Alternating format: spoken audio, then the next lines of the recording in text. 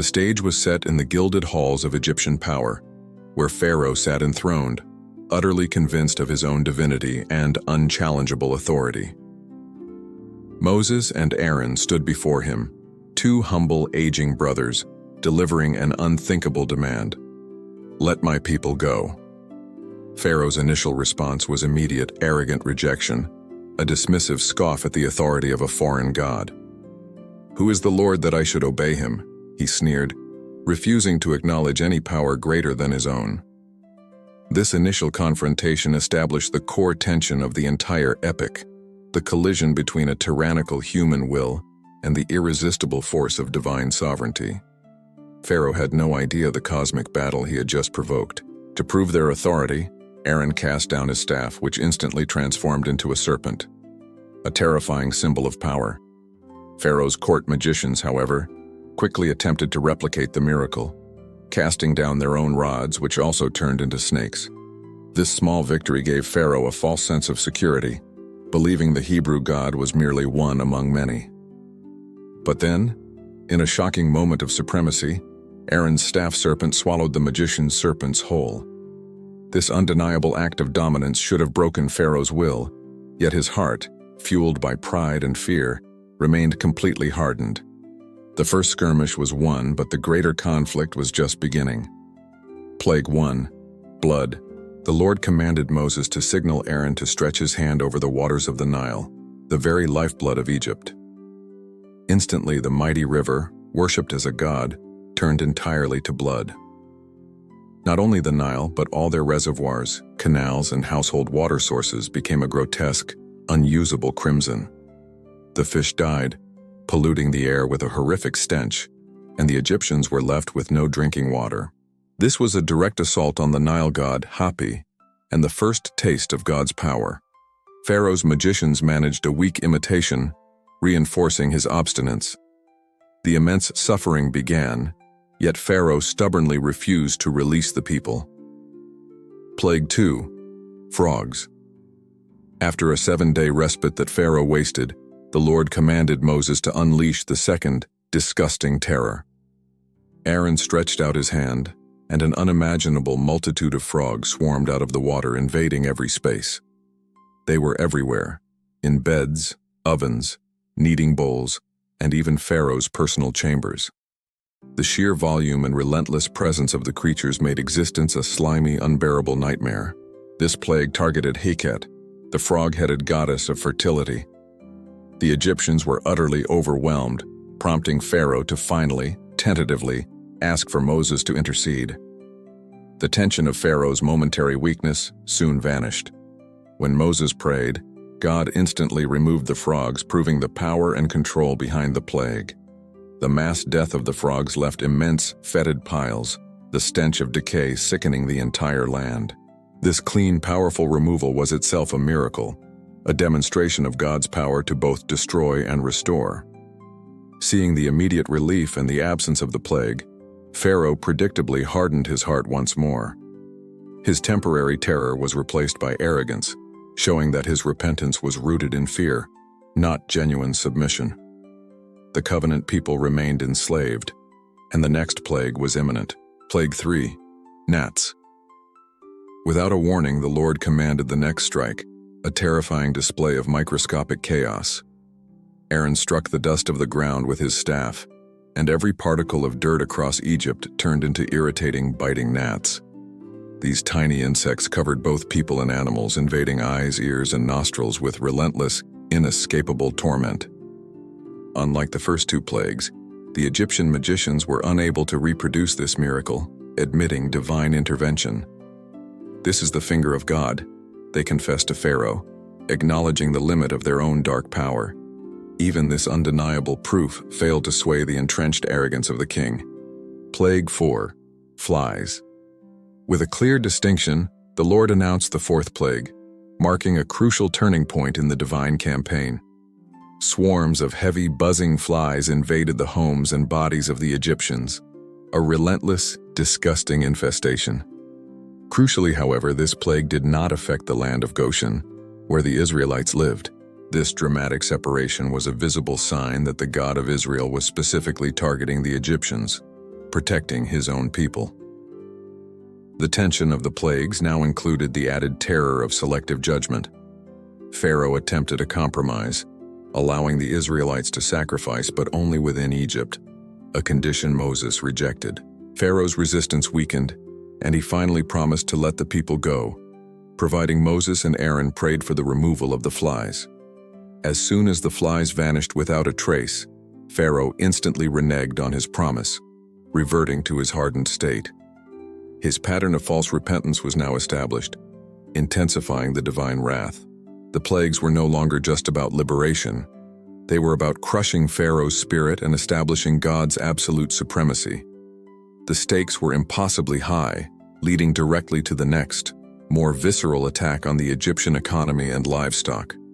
Plague 5. Livestock disease. The Lord struck at the foundation of the Egyptian economy and religious life, their domestic animals. A devastating pestilence swept across the land, killing horses, donkeys, camels, cattle, and sheep. This was a direct challenge to the Egyptian gods who protected livestock, such as Apis, the sacred bull. Once again, a stark, terrifying distinction was observed. None of the Israelites' livestock died. Pharaoh sent messengers to confirm this miraculous separation in Goshen, but even after receiving undeniable proof, his heart remained incredibly and dangerously hardened. Plague 6. Boils. Moses and Aaron were commanded to take handfuls of soot from a furnace and toss them into the air before Pharaoh. The black ash settled upon every Egyptian, instantly causing painful, festering boils and painful eruptions on both people and animals. The affliction was so severe that the Egyptian magicians, who had stubbornly stood their ground, could no longer stand before Moses due to the pain. This plague attacked the health of the people and the priests, symbolizing God's complete power over the Egyptian healing gods. The suffering was universal, inescapable, and intensely personal. The text records a crucial, terrifying shift in the narrative. The Lord hardened Pharaoh's heart. While Pharaoh had hardened his own heart multiple times, this intervention signaled that God was using Pharaoh's own obstinance to fully display his power. The plagues were now not just a means of liberation, but a deliberate demonstration of divine might for all generations to witness. The tension intensified as Pharaoh's fate was sealed, ensuring the full completion of the 10-act cosmic drama. The next plague would strike the very sky and land. Plague 7. Hail and fire. Moses was instructed to stretch out his hand toward the sky, unleashing a cataclysmic, unprecedented storm of hail and fire. Massive hailstones mingled with bolts of lightning that ran along the ground, destroyed every plant and tree, and killed any person or animal exposed in the field. This spectacular, terrifying display was a direct challenge to the sky goddess Nut and the weather god Shu. For the first time, some Egyptian officials, terrified by the prophecy, listened to the warning and sheltered their servants and livestock. The terrifying severity of the 7th plague finally broke Pharaoh's immediate will, forcing a desperate temporary plea for mercy.